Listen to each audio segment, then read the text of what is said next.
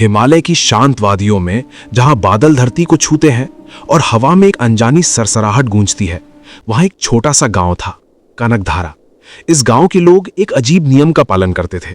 सूर्यास्त के बाद कोई भी उस पुराने झरने के पास नहीं जाता था, क्योंकि वहां अप्सराएं उतरती थीं। गांव में एक युवक रहता था, आर्यन। वो बाकी लोगों जैसा नहीं था। जहां लोग डरते थे, वहां उसकी जिज्ञासा जागती थी। एक दिन उसने अपने दादा से पूछा, क्या सच में उस झरने पर अप्सराएं आती हैं? दादा की आंखें गंभीर हो गईं। उन्होंने कहा, हाँ, लेकिन उन्हें देखने की कीमत बहुत भारी होती है। आर्यन ने इसे कहानी समझकर अनदेखा कर दिया, लेकिन उसी रात उसने सच्चाई जानने का फैसला कर लिया। रात के गहरे अंधेरे में जब पूरा गांव सो चुका था, आर्यन चुपचाप झरने की ओर बढ़ा। जैसे जैसे वो पास पहुंचा, उसे एक मधुर संगीत सुनाई देने लगा। वो संगीत इतना आकर्षक था कि वो खुद को रोक नहीं पाया, और फिर उसने जो देखा, उसने उसकी दुनिया बदल दी। चांदनी के नीचे झरने के पास कुछ दिव्य स्त्रियां नृत्य कर रही थीं। उनकी सुंदरता मानो समय को रोकते। उनके शरीर से हल्की रोशनी निकल रही थी और हर कदम के साथ हवा में एक सुगंध फैल रही थी। आर्यन समझ गया, ये अप्सराएं हैं। अचानक उनमें से एक अप्सरा की नजर उस पर पड़ी। वो धीरे धीरे उसकी ओर बढ़ी और बोली, तुम यहां क्यों आए हो मनुष्य? आर्यन कुछ पल चुप रहा, फिर बोला, मैं सच्चाई जानना चाहता था। अप्सरा मुस्कुराई। सच्चाई हमेशा सुंदर नहीं होती। उस अप्सरा का नाम उर्वशी था। उसने बताया कि वे हर पूर्णिमा की रात इस झरने पर आती हैं। हम स्वर्गलोक की निवासी हैं, लेकिन कुछ नियमों से बंधी हैं, उसने कहा। आर्यन ने पूछा, कौन से नियम? उर्वशी की आंखों में दर्द भर आया। हम मनुष्यों के साथ अधिक समय नहीं बिता सकते, और अगर कोई मनुष्य हमारे लोक में प्रवेश कर जाए तो वो कभी वापस नहीं लौट पाता। समय बीतता गया। आर्यन हर पूर्णिमा को उर्वशी से मिलने जाने लगा। उनके बीच एक अनोखा रिश्ता बन गया। एक रात आर्यन ने कहा, मैं तुम्हारे साथ तुम्हारे लोक में जाना चाहता हूं। उर्वशी का चेहरा बदल गया।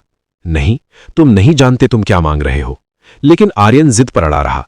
आखिरकार उर्वशी ने एक शर्त रखी, अगर तुम हमारे लोक में आना चाहते हो तो तुम्हें एक वचन देना होगा।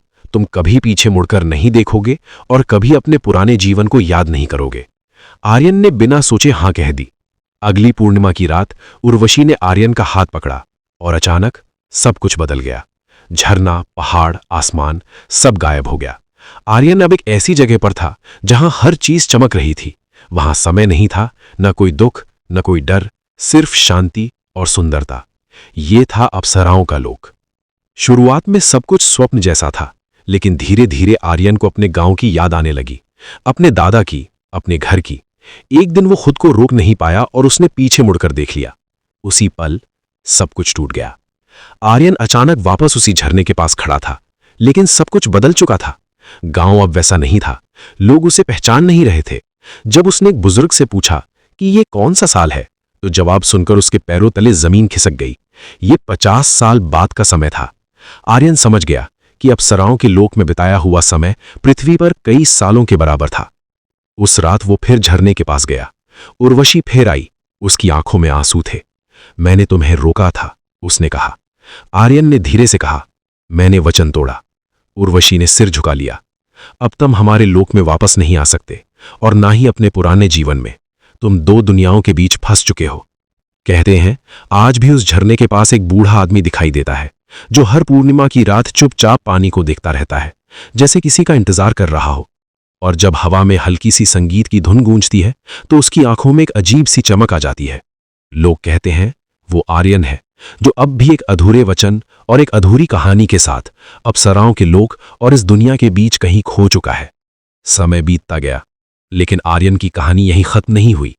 अब वो उसी गांव में था, लेकिन उस गांव में उसका कोई नहीं था। घर बदल चुके थे, लोग बदल चुके थे, और सबसे दर्दनाक बात, उसके अपने दादा अब इस दुनिया में नहीं थे। आर्यन हर दिन उसी झरने के पास बैठा रहता, जहां उसने पहली बार उर्वशी को देखा था। उसकी आंखों में सिर्फ एक ही उम्मीद थी कि शायद किसी रात उर्वशी फिर से आएगी। दिन हफ्तों में बदले, हफ्ते महीनों में, लेकिन कुछ भी नहीं बदला। गांव के लोग उसे अजीब समझने लगे। वे कहते ये बूढ़ा पागल हो चुका है, लेकिन आर्यन जानता था वो पागल नहीं है। वो सिर्फ उस सच्चाई का गवाह है जिसे कोई और समझ नहीं सकता। एक रात पूर्णिमा थी। चांद पहले से ज्यादा चमक रहा था और हवा में वही पुरानी सुगंध थी। आर्यन का दिल तेजी से धड़कने लगा और फिर वही मधुर धुन सुनाई दी जिसने सालों पहले उसे अपनी ओर खींचा था। आर्यन खड़ा हो गया। उसकी आंखों में एक नई चमक थी। उर्वशी, उसने धीरे से पुकारा। जैसे ही उसने झरने की ओर देखा, वो फिर से वहां थी। उर्वशी, वैसी ही जैसी वो सालों पहले थी। ना कोई बदलाव, ना कोई उम्र का असर। लेकिन आर्यन अब बूढ़ा हो चुका था। उर्वशी धीरे धीरे उसकी ओर बढ़ी। उसकी आंखों में दर्द था और एक गहरी खामोशी। तुम अब भी यहां हो, उसने कहा। आर्यन हल्का सा मुस्कुराया। मैं कभी गया ही नहीं। कुछ पल दोनों चुप रहे। फिर आर्यन बोला, क्या अब भी कोई रास्ता है तुम्हारे लोक में लौटने का? उर्वशी ने धीरे से सिर हिला दिया। नहीं, अब नहीं। तुमने जो वचन तोड़ा था, उसके बाद वो द्वार हमेशा के लिए बंद हो गया। आर्यन की आंखों में आंसू आ गए। तो क्या ये अंत है? उसने पूछा। उर्वशी ने उसकी ओर देखा और पहली बार उसकी आंखों में भी आंसू थे। हर कहानी का अंत होता है, लेकिन कुछ कहानियां कभी पूरी नहीं होती। आर्यन ने आखिरी बार पूछा, क्या तुम फिर आओगी? उर्वशी ने धीरे से कहा, हम हमेशा आते हैं, लेकिन हर कोई हमें देख नहीं पाता।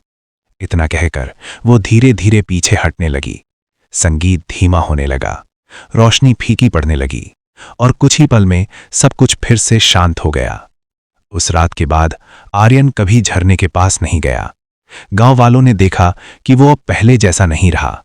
वो शांत हो गया था, जैसे उसे अपने सवालों के जवाब मिल चुके हों।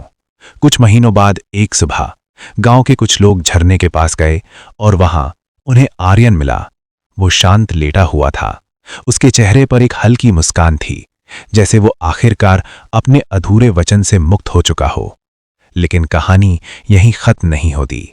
कहते हैं, उस दिन के बाद जब भी पूर्णिमा की रात आती है और झरने के पास संगीत गूंजता है, तो वहां दो परछाइयां दिखाई देती हैं। एक उर्वशी की और दूसरी एक युवक की, जो अब बूढ़ा नहीं बल्कि वैसा ही है जैसा वो पहली बार उस रात था। शायद कुछ वचन टूटने के बाद भी कुछ रिश्ते कभी खत्म नहीं होते।